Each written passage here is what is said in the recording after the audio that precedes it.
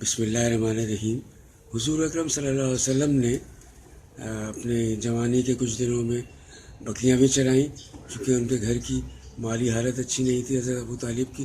ان سے خصوصی طور پہ اجازت لے کر انہوں نے بکریاں بھی چرائیں اور اس کے بعد تجارت کا پیشہ اپنایا، اور تجارت میں اس حد تک دیانت اور امانت کا وہ مقام حاصل کیا کہ لوگ ان کو صادق اور امین کہہ کر پکارنے لگے۔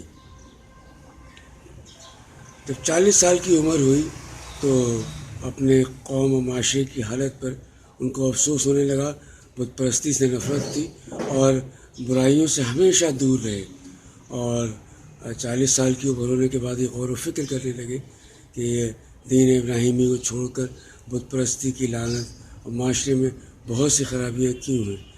اس پر غور و فکر کے لیے اور کچھ اور امور کے لیے حضور اکرم صلی اللہ علیہ وسلم مکہ ہی میں اپنے گھر سے چند کلومیٹر دور واقع غار حرا میں تنہائی میں وقت گزارنے لگے۔ کئی دن کے لیے غار حرا میں تشریف لے جایا کرتے تھے۔ بی بی خدیجہ کبھی کبھی ان کے لیے توشہ دان میں کھانا لے کر بھی آیا کرتی تھی۔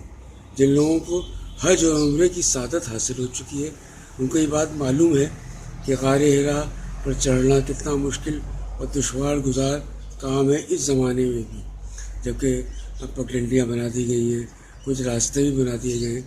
اس زمانے میں کتنا مشکل ہوگا جبکہ یہ سب کچھ نہ تھا۔ بہرحال رسول اکرم صلی اللہ علیہ وسلم کا 40 سال کی عمر کے بعد غار حرا میں تنہائی میں وقت زیادہ سے زیادہ گزرنے لگا۔ علماء اکرام نے اس زمانے کی عبادت کو تحنس کا نام دیا ہے۔ یہ وقت گزرتا رہا۔